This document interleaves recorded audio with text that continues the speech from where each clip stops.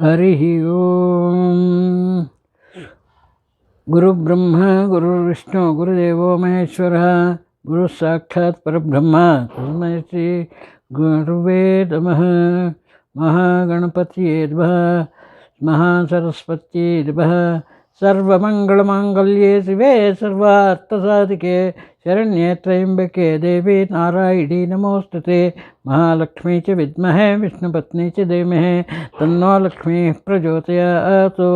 ಓಂ ಶಾಂತಿ ಶಾಂತಿ ಶಾಂತಿ.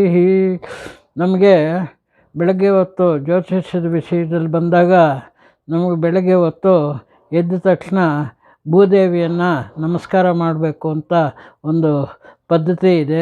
ಸಮುದ್ರವಸನೆ ದೇವಿ ಪರ್ವತ ಸ್ತನಮಂಡಲೆ ವಿಷ್ಣುಪತ್ನಿ ನಮಸ್ತುಭ್ಯಂ ಪಾದಸ್ಪರ್ಶಂ ಕ್ಷಮಾಮ್ಯಂ ಅಂತ ಒಂದು ಇದಿದೆ. ಅದರದ್ದು ಅರ್ಥ ಏನಪ್ಪ ಅಂದರೆ, ಭೂಮಿದೇವಿಯನ್ನು ನಾವು ತಾಯಿ ಅಂತ ಭಾವಿಸ್ತೀವಿ. ಅದು ಲಕ್ಷ್ಮೀ ವಾಸಸ್ಥಾನ ಲಕ್ಷ್ಮಿ. ಭೂದೇವಿ ಅಂದರೆ ಲಕ್ಷ್ಮಿ. ಆ ಲಕ್ಷ್ಮಿ ಬರೀ ಮೈನಲ್ಲಿ ಇರಬಾರ್ದು ಅಂದರೆ ಸಮುದ್ರನ ತನ್ನ ಬಟ್ಟೆಯಂತೆ ಉಪಯೋಗಿಸ್ಕೊಳ್ತಾಳೆ. ಅವಳಿಗೆ ಸ್ತನಗಳಿದೆಯಲ್ಲ, ಆ ಸ್ತನಗಳು ಪರ್ವತಗಳೇ ಸ್ತನಗಳು ಅಂತ ಒಂದು ಶಾಸ್ತ್ರ ಇದೆ. ಅಂಥ ಪರ್ವತ ಸ್ತನ ಮಾತ್ರವರು ಅವು ತಾಯಿಗೆ ಸಮಾನ. ನಾವು ಹಾಲು ಕುಡಿದು ಬದುಕಿರೋ ಅಂಥವರು. ಆ ಹಾಲು ನಮ್ಮ ತಾಯಿಯಿಂದನೂ ಸಿಕ್ಕುತ್ತೆ, ಹಸುವಿನಿಂದನೂ ಗೋಸುತ್ತೆ.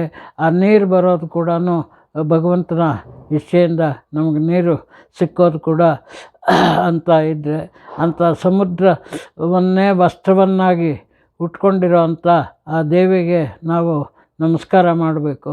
ಪ್ರತಿನಿತ್ಯ ನಾವು ಸಮುದ್ರವಸನೆ ದೇವಿ ಪರ್ವತ ಸ್ತನಮಂಡಲೆ ವಿಷ್ಣುಪತ್ನಿ ನಮಸ್ತುಭ್ಯಂ ಪಾದಸ್ಪರ್ಶಂ ನಮಾಮ್ಯಹಂ ಅಂತ ತಾಯಿನ, ನಮ್ಮ ತಾಯಿಗೆ ನಾವು ಕಾಲು ತರ್ಕೊಂಡ್ರೆ ಕಣ್ಣು ಮುಕ್ಕೊಳ್ತೀವಲ್ಲ, ಅದೇ ಥರ ಬೆಳಗ್ಗೆ ಎದ್ದ ತಕ್ಷಣ ಅವಳ ಭೂಮಿ ಮೇಲೆ ನಾವು ಚಪ್ಪಲಿ ಹಾಕ್ಕೊಂಡು ನಡಿತೀವಿ. ಇಂಥ ಅನೇಕ ನಡೆಯೋದ್ರಿಂದ ಆ ಭೂದೇವಿನ ಕ್ಷಮಿಸ್ತಾಯಿ, ನಿನ್ನ ಕಾಲುಗಳಲ್ಲಿ ನಾನು ನಡೀತಾ ಇದ್ದೀನಿ, ಕಾಲುಗಳಿಂದ ನನಗೆ ನಿನ್ನ ಸ್ಪರ್ಶ ಮಾಡ್ತಾಯಿದ್ದೀನಿ, ಅದಕ್ಕೋಸ್ಕರ ನೀನು ನನ್ನನ್ನು ಕ್ಷಮಿಸಮ್ಮ ಅಂತ ಹೇಳಿಬಿಟ್ಟು ಒಂದು ಪ್ರಾರ್ಥನೆ ಮಾಡಿಕೊಳ್ಳುವಂಥದ್ದಿದು. ಪ್ರತಿನಿತ್ಯ ನಾವು ಆ ಲಕ್ಷ್ಮಿಯನ್ನು ಪ್ರಾರ್ಥನೆ ಮಾಡಿಕೊಂಡಾಗ ಆ ಲಕ್ಷ್ಮೀದೇವಿ ನಮಗೆ ಧನಧಾನ್ಯಂ ಪೌತ್ರ ಲಾಭಂ ಶತ ಸಂವತ್ಸರಂ ದೀರ್ಘವಾಯು ಅಂತ ಆ ಎಮ್ಮ ಮಹಾಲಕ್ಷ್ಮಿ ಆಗಿದ್ದುಕೊಂಡು ಭೂದೇವಿನೂ ನಮಸ್ಕಾರ ಮಾಡ್ಕೋಬೇಕು. ಯಾಕೆಂದರೆ ಭೂಮಿನಲ್ಲೇ ಎಲ್ಲ ಬೆಳೆ ಬೆಳೆಯೋದು, ಅನ್ನ ತಿನ್ನೋದು ನಾವೆಲ್ಲ ಭೂಮಿನಲ್ಲಿ ಬೆಳೆಯೋಂಥ ಇದರಿಂದ ಅದಕ್ಕೋಸ್ಕರ ಪ್ರತಿನಿತ್ಯ ನಾವು ಭೂದೇವಿಯನ್ನು ನಮಸ್ಕಾರ ಮಾಡಬೇಕು ಅಂತ ಒಂದು ಪದ್ಧತಿ ಇದೆ. ಆ ಪದ್ಧತಿಯನ್ನು ಎಲ್ಲರೂ ಆಚರಣೆ ಮಾಡಿ ಅಂತ ನಾನು ಈ ಮೂಲಕ ಎಲ್ಲರನ್ನೂ ಕೇಳ್ಕೊಳ್ತೇನೆ. ಭೂದೇವಿ ಅನ್ನ ಕೊಡುವಂಥವಳು ಮಹಾಲಕ್ಷ್ಮಿ ಮಂತ್ರನೂ ಒಂದಿದೆ, ಶ್ರೀ ಸೂಕ್ತ ಅಂತ ಓದಿದೆ. ಆ ಶ್ರೀ ಸೂಕ್ತವನ್ನು ಎಲ್ಲರೂ ಪಠನೆ ಮಾಡಿದರೆ ಆ ಲಕ್ಷ್ಮಿ ನಮ್ಮನ್ನು ಒಲಿತಾಳೆ. ಆ ಲಕ್ಷ್ಮಿ ಒಲಿದ್ರೆ ಕುಬೇರ ನಮಗೆ ಪರ್ಮಿಷನ್ ಕೊಟ್ಟ ತಕ್ಷಣ, ಲಕ್ಷ್ಮಿ ಪರ್ಮಿಷನ್ ಕೊಟ್ಟ ತಕ್ಷಣ ಕುಬೇರ ಕೊಡ್ತಾನೆ. ಕುಬೇರನ ಬರೀ ಪೂಜೆ ಮಾಡಿದ್ರೆ ಆಗೋಲ್ಲ, ಲಕ್ಷ್ಮಿ ಸಮೇತವಾಗಿ ಪೂಜೆ ಮಾಡಬೇಕು.